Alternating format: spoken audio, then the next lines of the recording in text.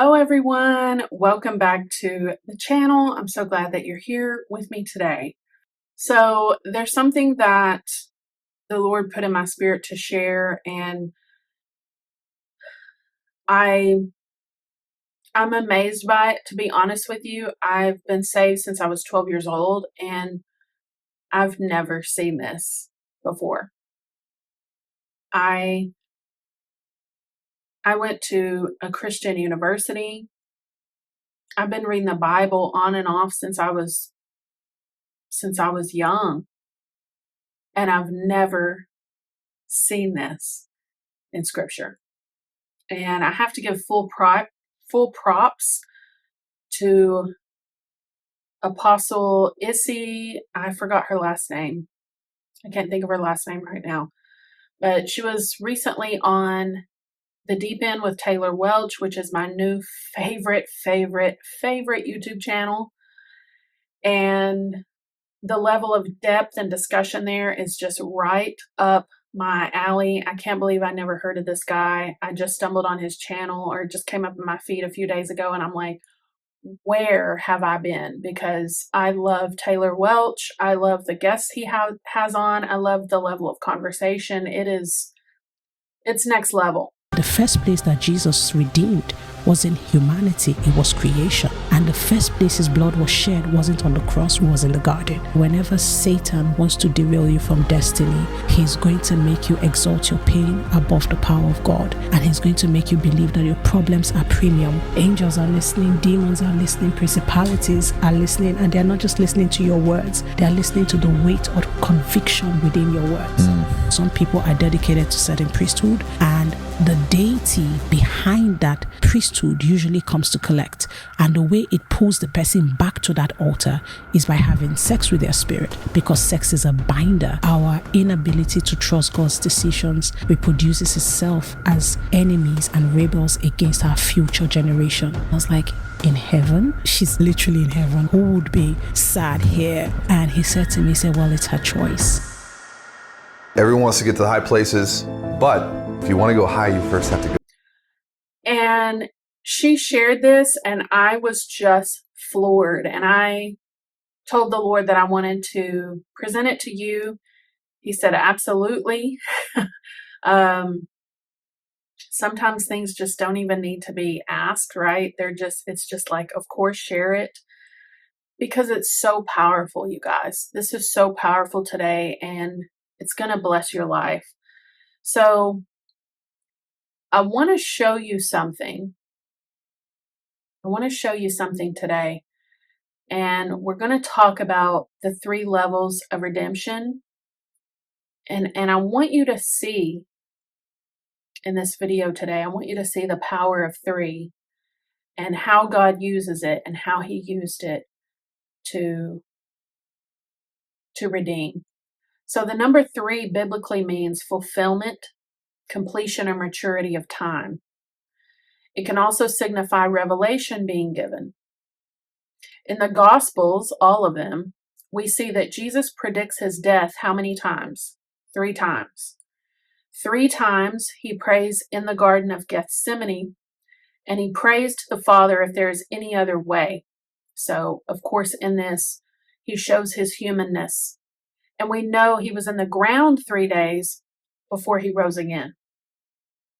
But there's something in the redemption story I had never seen before that I want to share with you. So the redemption of Jesus' sacrifice actually happened in 3 levels. I never saw this before. It's just so awesome. And this is tied to and goes back to Genesis 1.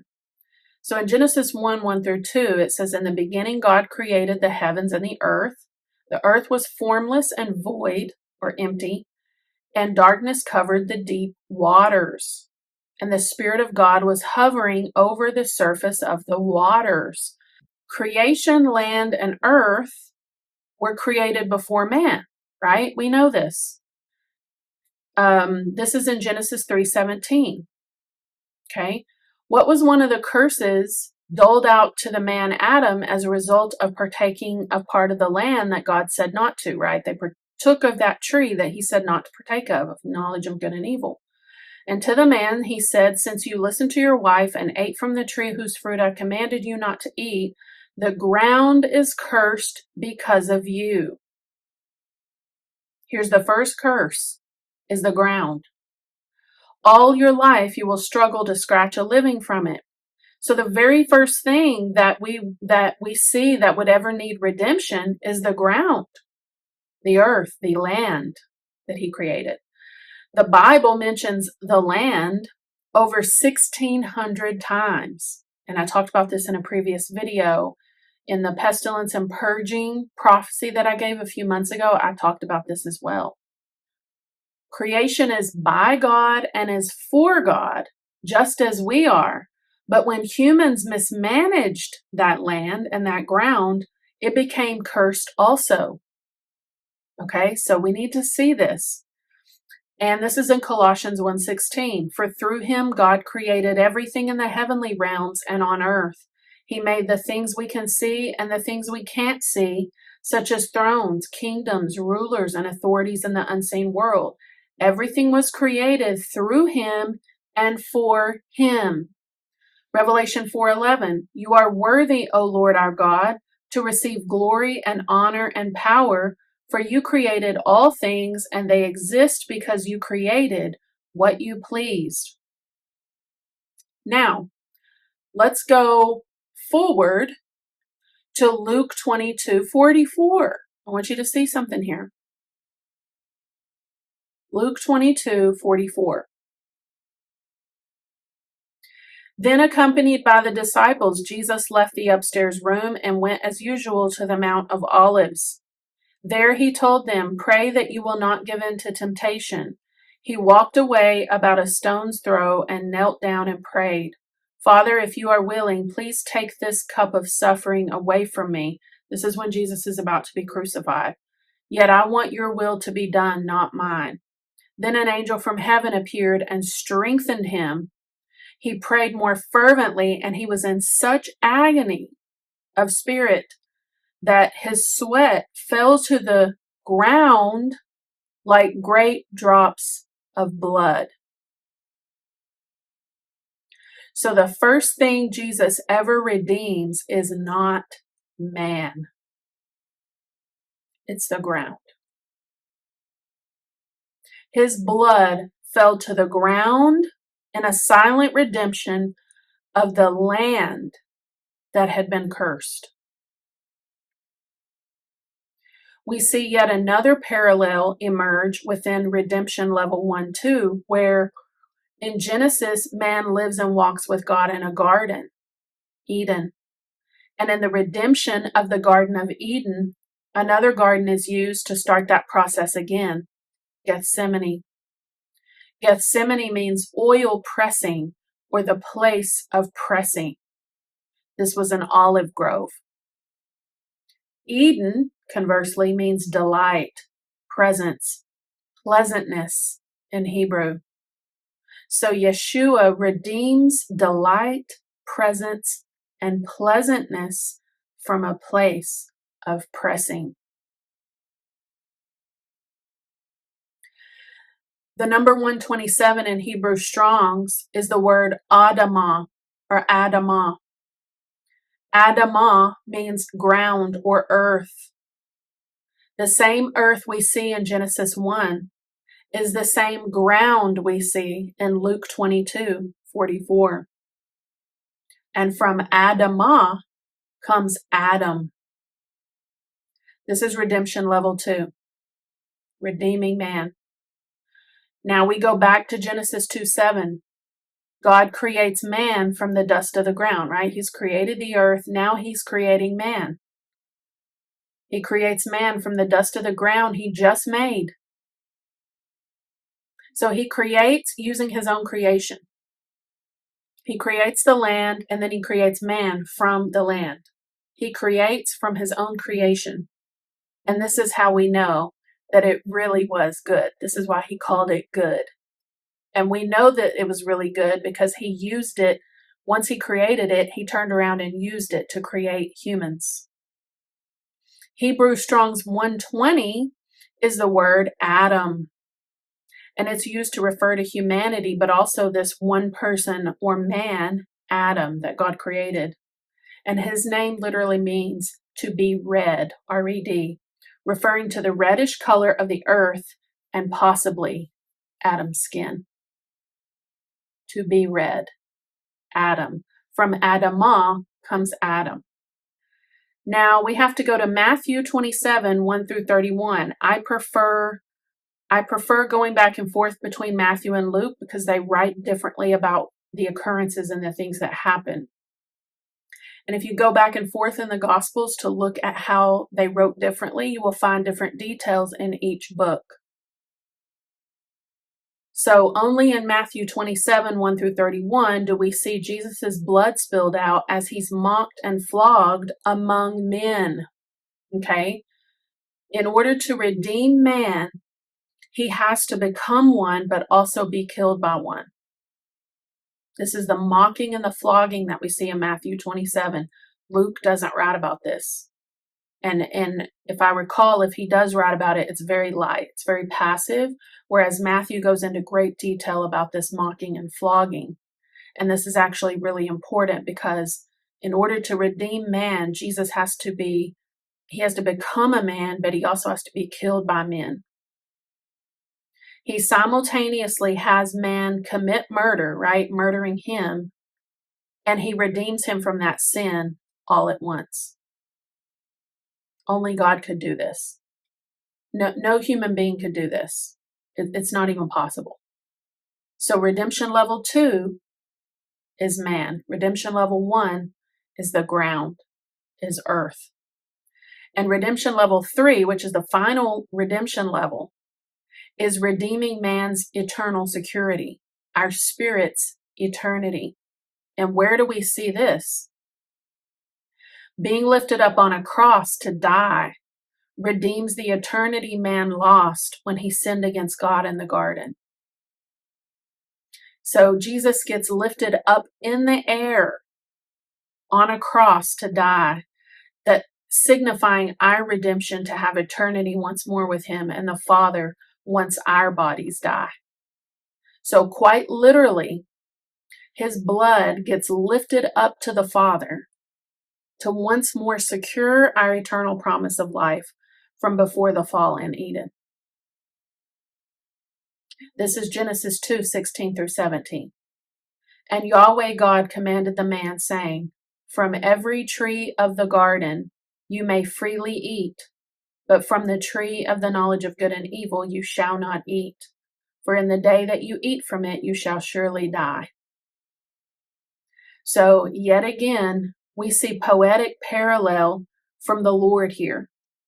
We ruined communion with God by eating of a tree, and he comes to earth and redeems us from hanging from one. I'm going to say that again. We ruined communion with God by eating of a tree, a forbidden tree. Jesus comes to earth and redeems us by hanging on one, by hanging on a tree. The cross has been called a tree.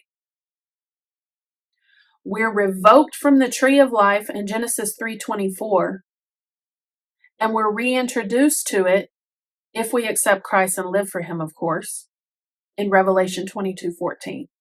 I want you to see this too. So in Genesis 3:24, it says, So he drove the man out and placed cherubim east of the Garden of Eden and a flaming turning sword to guard the way to the tree of life. So we lost that access.